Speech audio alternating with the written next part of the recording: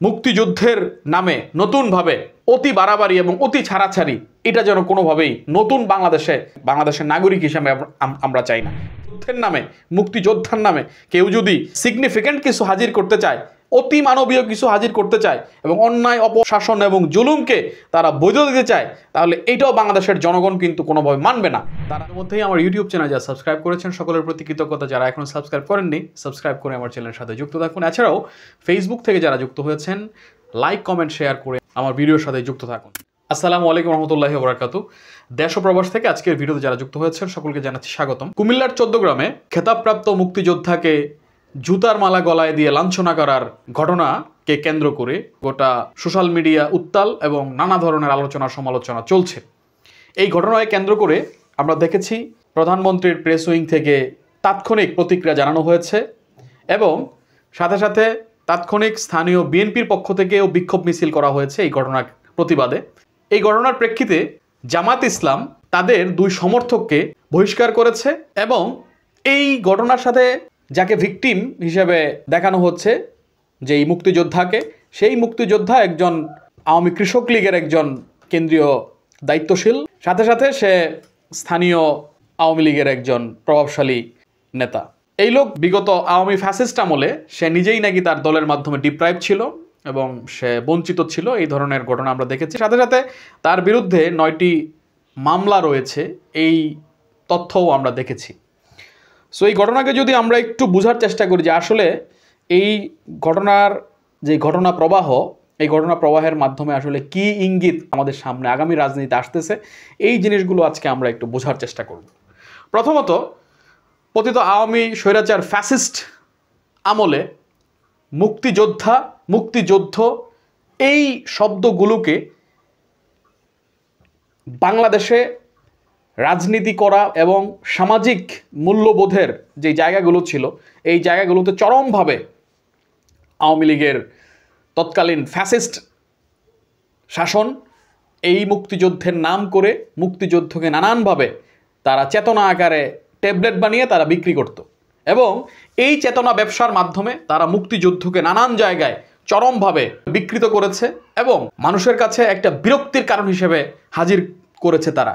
এবং শুধুমাত্র এই তাদের যে কর্মকাণ্ড, এটার পিছনে রাজনৈতিক দুরভিসন্ধি এবং তারা রাজনৈতিকভাবে তাদের যে অপকর্ম, তাদের বিগত 16 বছরের যে অন্যায় অবিচার এবং রাজনৈতিক দুঃশাসন, এই রাজনৈতিক দুঃশাসনকে অ্যাপ্রুভ করার জন্য তারা মুক্তিযোদ্ধা এই বিষয়গুলোকে সামনে নিয়েই তারা পলিটিক্সটা করত।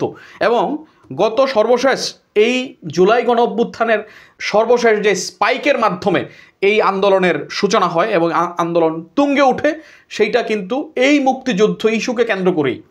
তার এই ফ্যাসিস্ট শেখ হাসিনা রাজাকার বলে গোটা জাতিকে অপমান করে এবং মুক্তিযুদ্ধ, রাজাকার, দেশের জনগণ, দেশের নাগরিক এই জিনিসগুলোকে প্রতিপক্ষ আকারে হাজির করে। ফলে এই কারণেই আজকে বর্তমান বাংলাদেশে তারা যে ফ্যাসিস্ট আমলে তারা যে একটা আদর্শিক ভ্যাকুয়াম তৈরি করেছিল, আমি মনে করি এই আদর্শিক ভ্যাকুয়াম থেকে, আদর্শিক শূন্যতা থেকে আমরা এখন পর্যন্ত বের হতে পারি নাই।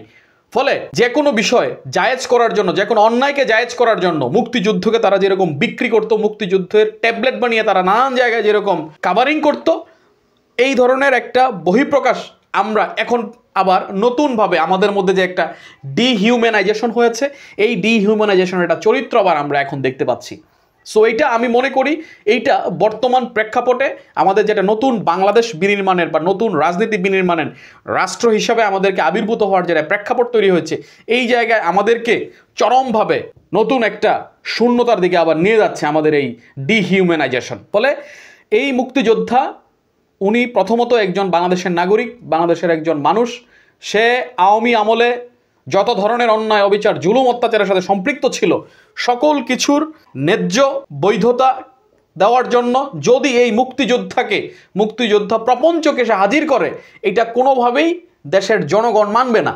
সো এই জায়গায় তার সমস্ত অন্যায় অপকর্মকে মুক্তিযুদ্ধ আকারে হাজির করে নতুনভাবে এটাকে সুপার হিউম্যান করার কোনো সুযোগ এই জায়গায় নাই। তার যত অপকর্ম, যত ধরনের অন্যায় অবিচার যা ছিল সকল কিছুকে একটা আইনের মাধ্যমে, একটা আইনি প্রক্রিয়ার মাধ্যমে মোকাবেলা করতে হবে। এবং বর্তমানে আমাদের বাংলাদেশে এই 5ই অগস্টের পরে যে একটা মব লিঞ্চিং শুরু হয়েছে, একটা মব জাস্টিস শুরু হয়েছে, এইটাও কিন্তু ওই পিছনের যে ফ্যাসিস্ট শাসনের যে একটা শূন্যতা, আদর্শিক শূন্যতা, সেই আদর্শিক শূন্যতার একটি বহিঃপ্রকাশ। প্রথমত আমাদের সামাজিক মূল্যবোধ একেবারে ধ্বংসের দ্বারপ্রান্তে চলে গেছে। রাজনৈতিক এবং সামাজিক যে একটা বিকৃতি ঘটেছে বিগত 16 বছরে, এই বিকৃতি থেকে আমরা এখন পর্যন্ত বের হতে পারি নাই। যতদিন পর্যন্ত এই রাজনৈতিক এবং সামাজিক বিকৃতি থেকে বেরোতে না পারবো, ততদিন পর্যন্ত নাগরিক হিসাবে আমাদের মুক্তি ঘটবে না। এবং আজকে যে এই ঘটনার প্রেক্ষিতে জামাতের 2 জন সমর্থককে তারা বহিষ্কার করেছে, আমি মনে করি জামাত একই সাথে 2 ধরনের, মানে 2 নৌকায় পা দেওয়ার মতো ঘটনা তারা ঘটিয়েছে। কি কারণে? প্রথমত তারা বলতেছে যে এই ঘটনার সাথে জামাতের কোনো নেতাকর্মী সম্পৃক্ত না, তাহলে সমর্থক আকারে তাদের 2 জনকে বহিষ্কার করার এই টেন্ডেন্সি বা এই যে কর্মকাণ্ড, এই যে স্টেপটা তারা নিল, এইটা সম্পূর্ণ আমি মনে করি ডাবল স্ট্যান্ডার্ড। ফলে একটা ডাবল স্ট্যান্ড বাজে। ফলে এই জায়গায় জামাত আসলে মানে কি বোঝাতে চেয়েছে, এটা জামাতই বলতে পারবে। যেই ব্যক্তির কথা এসেছে, আওয়ামী লীগের সাথে যারা সম্পৃক্ত ছিল বিগত 16 বছর, কোনোভাবে আমি মনে করি তারা যেই রকম অপশাসন এবং দুঃশাসনের নজির স্থাপন করেছে, এই মুক্তিযোদ্ধা যিনি ছিল, যাকে অপদস্থ করা হয়েছে কানু, সেও কোনোভাবেই এই প্রক্রিয়ার বাহিরে নয়। ইভেন সে কৃষক লীগের একজন পোস্টেড দায়িত্বশীল ছিল। ফলে তাকে বলা হচ্ছে যে সে নানানভাবে মুজিবুল হকের রোশানলের শিকার হয়েছিল, কিন্তু আসলে ঘটনাগুলো সম্পূর্ণ এলাকার জনগণ বা ওই অঞ্চলের যারা নাগরিক রয়েছে তারাই এই জিনিসগুলো আরও ভালো বলতে পারবে। কিন্তু প্রথমত এই জায়গায় একজন মানুষের যে একটা মানবিক মূল্যবোধ এবং সামাজিক মর্যাদা, এই সামাজিক মর্যাদা কোনোভাবেই ক্ষুণ্ণ করার কোনো সুযোগ নাই। সে মুক্তিযোদ্ধা হোক, সে মুক্তিযুদ্ধের বাহিরের অন্য কেউ হোক, সে যে কোনো ধরনের নাগরিক হোক, বাংলাদেশের নাগরিক ভিত্তিতে তাকে সামাজিক মর্যাদা দেওয়ার, নিশ্চিত করার দায়িত্ব এটা বাংলাদেশের রাষ্ট্রের এবং আমাদের এই সরকারের। ফলে তাকে যেইভাবে অপদস্থ করা হয়েছে, এইটা কোনোভাবেই সামাজিক একটা মর্যাদাপূর্ণ সমাজের কোনোভাবেই মানা যায় না।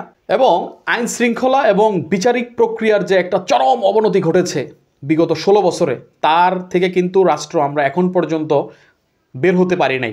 ফলে এইটার একটা বড় ভ্যাকুয়াম তৈরি হয়েছে এবং আমাদের আইন শৃঙ্খলা বাহিনীর যে একটা মানবিক শূন্যতা তৈরি হয়েছিল, তাদের যে একটা মোরাল ইমব্যালেন্স তৈরি হয়েছিল এই গণহত্যার সাথে সম্পৃক্ত থাকার কারণে, এই কারণে তারা হয়তো এখন পর্যন্ত পুনর্বাসনের যে কার্যক্রম, এটার থেকে এখন পর্যন্ত বেরোতে পারতেছে না।